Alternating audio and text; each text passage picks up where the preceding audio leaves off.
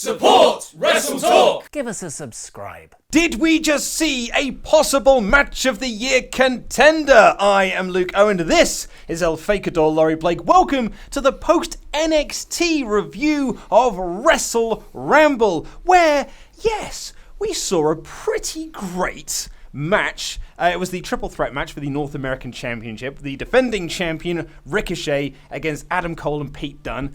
We saw an amazing video package for it last week with all three guys. You and I were very, very complimentary of that video package. I was quality set up. Very set up, very excited for this. And this was only a 2-match show. It was I cut one in-ring segment, a match, and then this very long match. So it took up probably the last half of the show. Thank goodness. And it was, let's just dive into it. This was a terrific match. This was absolutely awesome. Do you know what I kind of thought it started off slow.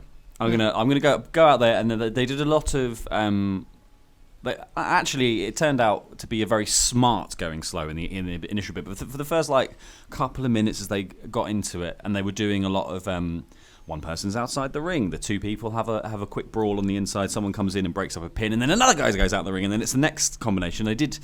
They worked through all the combinations there, and I was kind of like, oh, it's a bit slow, isn't it? And then they just went, and then that was the point, I think, because they were holding back on the fact that once all three of them are in the ring, suddenly magic happens, and you're like, oh my god. Yeah, it really was. It was a case of it was very WWE in that sense, which is their kind of standard formula for a triple threat match is that two people are in the ring and one person goes to the outside, and then you just do more or less a singles match, and you just switch up that singles match every now and again. And I'm in agreement with you. I thought the match got much better when all three of them were just in the ring at the same time, doing lots of amazing spots. I thought Pete Dunne was absolutely sensational in this match. Yeah, and I don't think the one-on-one aspect of it, where someone's outside and the other two are in the ring, bit. I think it's just me me that's wrong. I don't think it's the guys performing that are it wasn't like that bit was bad. It was just because I knew what we could have, and I was like, but I want that bit. The same as last week when they were announcing the match, and I was like, I don't have to watch NXT this week. I just want to watch it next week. I just want to watch this thing happening. Absolutely, yeah. But this was absolutely amazing stuff throughout this. As I said, I thought Pete Dunne for me was my MVP of this match. I thought he was absolutely sensational. He bloody loves throwing an enziguri. A step-up enziguri is the Pete Dunne move of choice. Or his kick you in the head move, which is snapping your also fingers. My favourite. Yeah, there's some really great stuff like the shooting star press and into the triangle. Oh my god, what a great spot that was. And it was really, really move. I've written here one of my things he throws Ricochet in and hits a move for a near fall, because there were so many times they just hit moves and I'm like, I have no idea what he just hit. But he did an awesome. X-plex, was it? Yeah, something like that. There was a few moments like that, but I love the fact that he always manages to play off other people perfectly. He's so good at because Ricochet can do things that leave you gobsmacked. You just watch so there was a bit where he spears Cole and goes through the ropes in the corner. And then it looks like he's set up for a springboard. But rather than springboard onto Cole, he runs along the apron, straight up the turnbuckle, and moonsaults onto Dunne before jumping back to do the springboard, spinning forearm. Yeah, the big uppercut he did. It was really awesome. If there's a man who can do that in 10 seconds without stopping, and then Pete Dunne can go, oh, no, but if we did this thing, then just that tiny little technical twist to it, like catching someone in the guillotine perfectly and all that kind of stuff. It just makes it's just genius. Like the same as when he did Ricochet's getting the pin and he goes to do the single arm powerbomb out of the guillotine. Yeah. And as they go up, Dunne grabs his fingers and breaks it. Yeah. And then pulls, and then he has to drop him back down. It's that kind of that level of counter-attacking is insane and makes it seem like it's such an even playing field when. Obviously, I think athletically, Ricochet has the edge on pretty much any other person in NXT. Yeah, I mean, it's when Ollie and I do Ramble Club, the Patreon exclusive podcast for $10 and above backers, we do very detailed notes on that. We literally do a move by move by move. And I had it in my head going into this match. I'm like, I'm almost certain this is going to be in our top 5 matches of the month. So I'm going to just start doing my notes now. I'm going to do my move by move notes, which is why I've written so many notes for this match. But it got to a point, and we say like this... an audio book you've written for... Well, we always say this when we do Ramble Club as well. There are often times there are some matches, usually it's a Will Ospreay match, where there'll be so many things that you can't write your notes quick enough to keep up with things. And that's why there are times when Pete Dunne will do a move or Ricochet will do a move, and I'll be like, he did a move. I need to rewind and watch what he did again because they're moving so quick and it's so fast and it's so fluid. The fluid is the key word I'd like to use. Because it always feels so fresh and natural and like nothing, it doesn't feel too staged, which sometimes wrestling matches can feel a bit staged, particularly when you are doing like it's a big spot fest type match. It looks like, choreography, it looks like ballet. But I thought this was really, really well worked. Told a really, really good story in there as well. Just these three guys wanting to win and prove that they are the best in this division. And it came with a pretty terrific ending, though. Although in the replay, it did look like Pete Dunne basically had the match won, and the referee just stopped counting. Yeah, there was a slightly slow. Like Pete tried to sort of slow down his crawl to pin Cole as well, and you could see him slowing it down, and obviously he'd seen Ricochet getting into position, but then the count started, and then it sort of was like, I feel like three's gone now. I know how seconds work, and I think three's happened. Yeah. So essentially what happened is that Pete Dunne hit the bitter end on Adam Cole and had the match won, but as he kind of like crawled into the pin on his back and very much set himself into position, so Ricochet could hit a springboard 450 onto Pete Dunne, and he got the pin on him. And it was really funny. In the replay, the referee does go 1, 2, goes to put his hand down for 3, and then it's like, but no. Yeah, and then I've Ricochet seen hits. something. And then Ricochet hits the move. Unfortunately, you can't do it if you see someone else and just go, oh, he'll probably get hit. Yeah, but it was a really, really well worked match. But I suppose the question is, and what the title of this video is it a possible match of the year contender? Ooh, I don't think so. Yes, I think. It was an amazing telling. It might be possibly one of the best TV matches of the year. However, in terms of if you're including pay-per-views and everything else into that, definitely not. Like the quality of NXT's pay-per-view matches this year, and I'm only talking NXT and not even like there's been some incredible matches on the main roster, and there's been incredible matches in plenty of other promotions around the world. This was, even though it felt amazing, I think this was just three guys like coasting, because that's how good they are. Like that, they're so good that this was just like, this is just something we threw together, like and when hopefully the War Games pay-per-view rolls around and these three guys with their teams possibly are involved, that is going to be insane. Yeah. And we're going to see some more of that next week, because they've set up that it's going to be the Undisputed Era defending the tag team titles against War Raiders next week. And like our kind of prediction we've got for War Games is going to be, I think we're going with the Dunne Ricochet War Raiders versus Undisputed Era 4-on-4 inside War Games if Bobby Fish is ready to go, which apparently he is. Apparently he's now like cleared to wrestle. Do you think it would be for everything? Oh, I don't think there'll be titles on the line. I would love it to be for everything. Winner takes all. Winner takes all. We just have all of it. But yeah, in regards to like, if I thought it was a match of the year contender, I think that there have been two. This has been like this. I'd probably say it's the second best match in NXT TV this year. So not talking about the takeovers and stuff, because I thought the Mustache Mountain versus Undisputed Tag Team title match was like that was exceptional. It was absolutely amazing. And like the 6-man tag that they had and the NXT UK which Mustache Matt, the one with the throwing the towel in? Yes. That was incredible. Absolutely awesome. In terms of TV at the very least, I would say that was like I thought it was probably better than this match.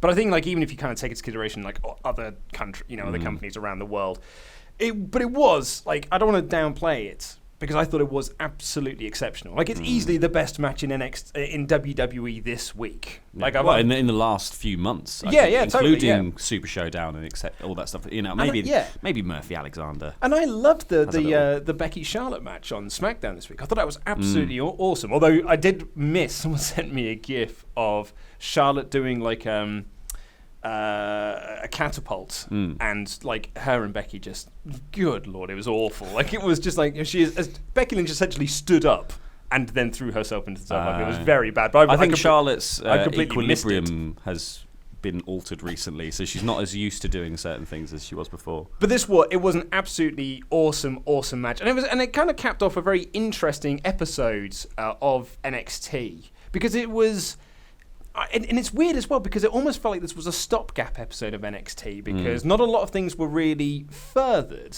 But that didn't stop it being an absolutely awesome show. And so when we sat down to do this review, you just said to me, like, why can't they just have wrestling on the main roster? Yeah, well, it's so weird that they're like, NXT is an hour-long show. Usually, you manage to get 4 matches in the 1 hour that they do. Plus, so say like last week when we were chatting about this and we said there were 4 matches on this show. There were also 6 other storylines that were mentioned or like 6 scenes that furthered other things happening. Just move that out of the way.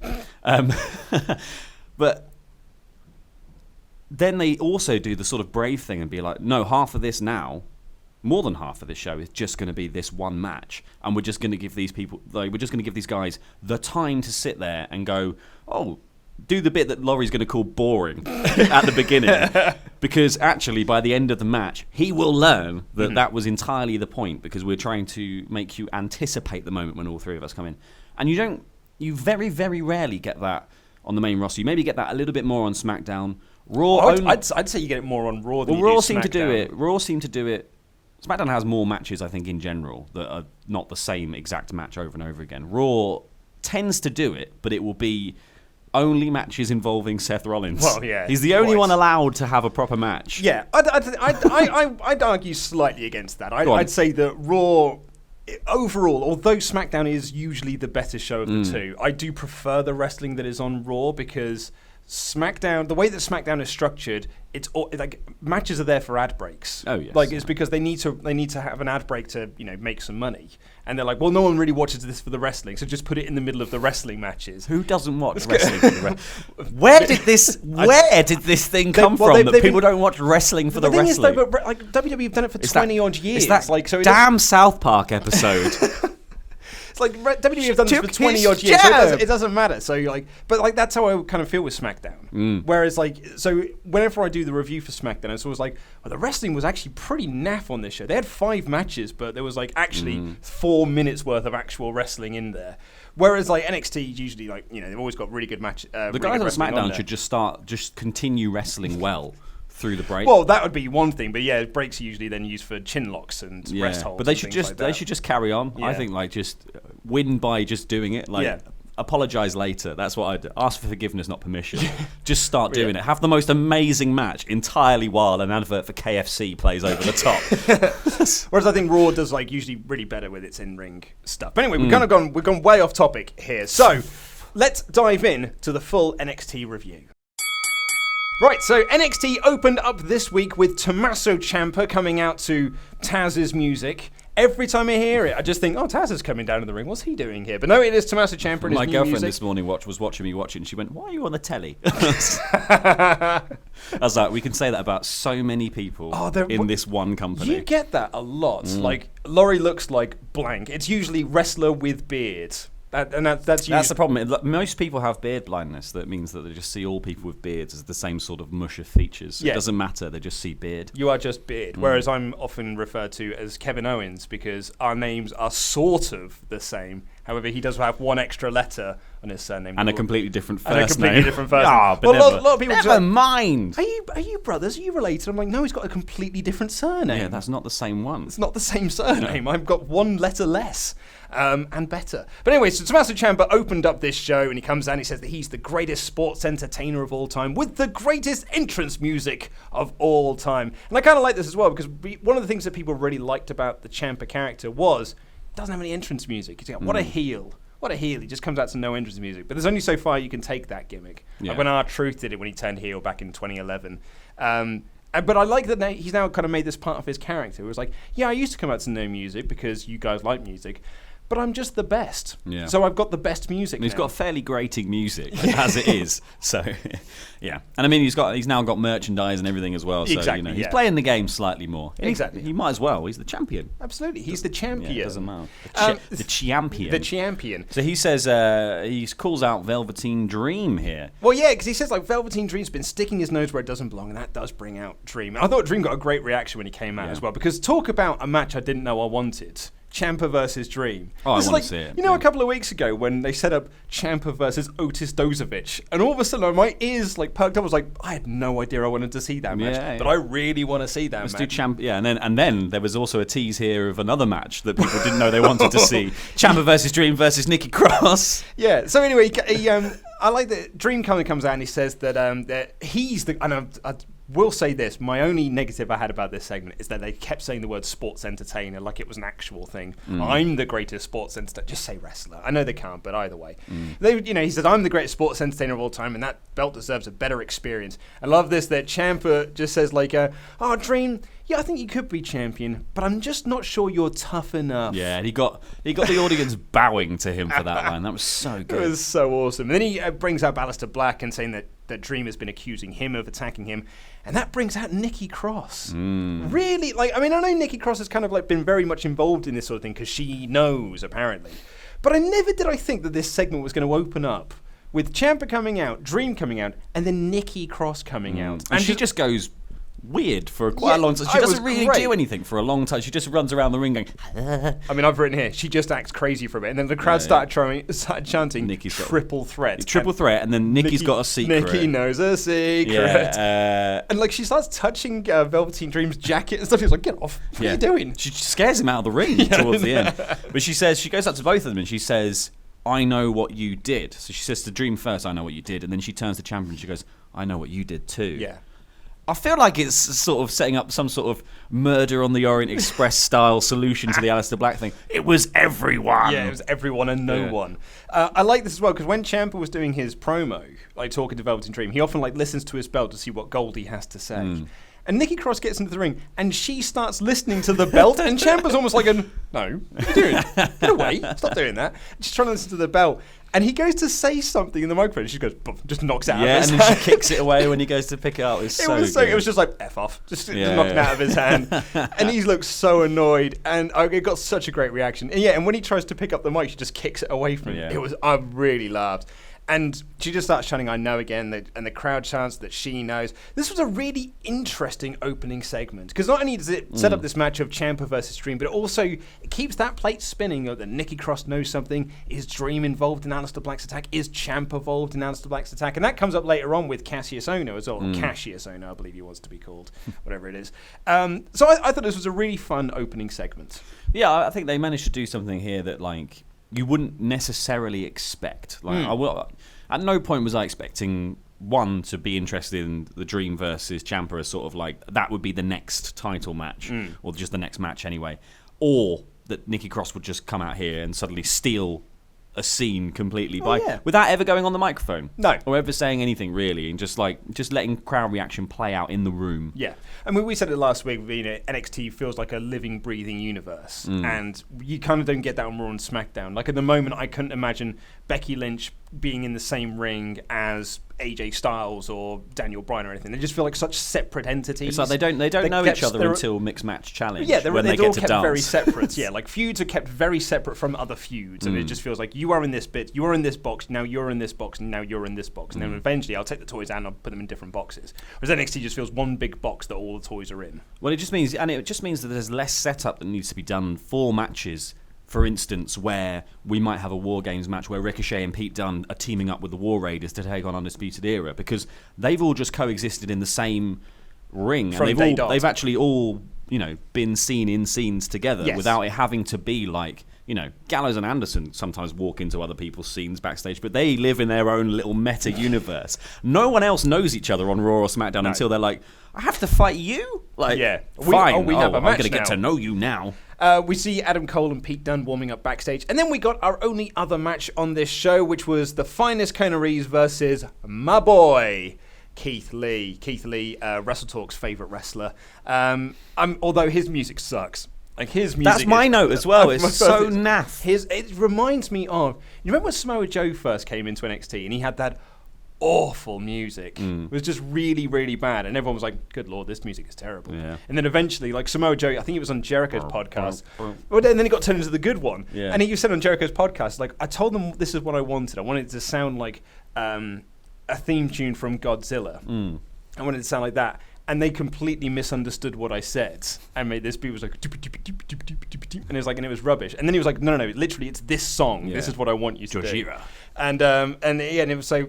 I kind of feel that's what Keith Lee needs. He needs better music. He does, because it actually dampens some of his mystique. I think the idea that he's this kind of like, he's got everything else about him sells this idea that he's limitless, this incredibly like worthy of adulation.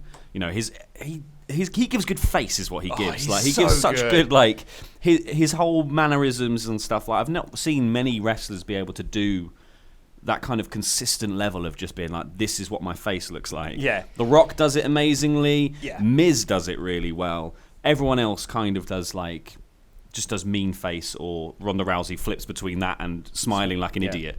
But Keith Lee just does this kind of smug, but not charisma, but almost not smug, isn't it? Yeah, It's actually just like pure confidence. It's cool. Yeah. He just looks cool and he acts cool. Like he carries himself like an absolute star. Like his music that he had on the independent scene was so good, and it really worked for his character. And actually, it's not that dissimilar to what he's got in NXT. It's just this is like a lesser version of that. But maybe that is just my issue with it. But whatever his promo music was when they were first introducing him, and it was all those in-ring promos with him saying like, my glory. Whatever that is great. Like that music was great. That made me go like, oh, this guy is one to watch. And unfortunately, I think the problem is the matches he's had so far on NXT haven't said that to me really. I think that he's chucking Kona Reeves around. Yeah. That's it, yeah. And Kona Reeves is... I'm not getting on with the Kona Reeves character. Like, even as a heel, I'm just not really into it. I don't think the crowd are that much into it either. He really feels like a product of NXT. And that's usually the most successful people to come out of NXT are people who've had success elsewhere. Yes. And they're just like going there and, like the three guys that are in the main events, Pete Dunne, Ricochet and Adam Cole, are all guys who made their name elsewhere and have come here and been awesome. So Kona Reeves is very much it just feels like a product of NXT. Dream is like the only exception. Absolutely, yeah. So, and this match was absolutely fine. Lee kind of hulked up and he pounced Kona Reeves and then hit the Supernova, the fireman's carry into a jackhammer for the win. I thought it was interesting as well, and only because I don't think I've really noticed this before. So when we were at Wrestling Media Con, I did an episode of Straight to Hell with Ross and Cultaholic, which will be out in the next couple of months, I think. And we were talking about like crowd reactions and stuff, and like crowd chants and things like that. And Ross made a thing that I didn't really think about. That he said, when people go like the too sweet, whoop whoop, too sweet. Ross's claim was, he goes like, I would wager that a lot of the people doing the whoop whoop have no idea what that's in reference to. They're doing it just because they've heard it and they're just repeating it. And I was like, and I didn't really think much about it. And then it happened in this match. He was like going, Keith Lee, whoop whoop, Keith Lee, and I was like, oh, maybe people just do it now. Yeah, maybe it's no longer part of the sort of parlance. Exactly, it's no longer a Marty thing anymore. Yeah. It's the same as booing Roman Reigns. Nobody actually dislikes Roman Reigns. It's just it's like a Pavlovian response to seeing him now. You just have to say, boo, boo. I actually like you, boo. We've got another amazing video package of Shayna Baszler training for her Evolution match against Kairi Sane. She says at Brooklyn that she was celebrating before she'd even caught the ball, which I thought was a really nice thing. And then Shayna is an amazing promo. She is so natural when she delivers the dialogue that she's given. And she's just like, do you know what pisses me off? It's people's uneducated eyes. She's like, it was my mistake. Like, she didn't win. I slipped on a banana peel. I lost that match. I lost that match myself. She didn't beat me. I thought she cut such a great promo here. I mean, my note is like, I love this so much. Shayna is the best. I just can't wait for her to go to the main roster now. I'm just like, because the problem is, the only thing I want to see her do in NXT is be champion. And so, that obviously stunts the entire division massively, because she is leagues above anyone currently there, I think, apart from Shirai when she eventually turns up. Yeah, and I love Kairi Sane. Kairi Sane's great, but she doesn't seem like, because she's cutesy and most of her moves are fun. I think she just seems like a bit of a joke. Like, I wouldn't have her cut promos. I mean, that'd be my big bit of feedback to give to NXT, is because promos is not her strong suit. Wrestling is her strong suit, because she is an excellent, amazing wrestler with an awesome elbow drop. Because I would love to see her go against like Io Shirai when that eventually kind of they're both on the same show finally. But yeah, I just think at the moment she doesn't feel like a credible threat as the champion, and there's not some sort of beyond Baszler, who is the monster that's going to come and be challenging this super, but like she is a super baby face, more so than anyone else because she's got such a cute gimmick. Who's going to be the one to make her feel like she's actually in peril? Because everyone else, I can tell you one. Bianca Belair, because she's undefeated. But I don't think she's not dastardly enough. She's not like... But she's undefeated. I know, but she's actually... For a reason, because she's really good. Like, I want to see someone like Baszler. Sane works as a dynamic because Baszler is so vicious that it's like tearing up children's toys when she beats up Kairi Sane, isn't it? It's like ripping up a dolly. It's not like And I think it kind of exposes Kairi as well, because like Shayna did this such an amazing promo here, and she's so good, and her video package is so great. And then it cuts to Kairi doing an interview earlier today, and they were like, talked about Evolution. She's like, "Oh, I'm so excited for Evolution," and I'm like, "Well, instantly you're so much less cool than Shayna Baszler." Yeah. Shayna Baszler seems like a legit badass, and you seem like this goofy, doofy idiot who's just excited because you get to be on a show. She got massively shafted by the production there, though. Didn't she just? Shayna Baszler gets they go film so unfair. They go and film in Shayna's gym. They bring along two of her mates who are also like very well-known faces from MMA. They film all this stuff. They film her running around. It's all really nicely shot. She cuts this really cool promo over the top of it.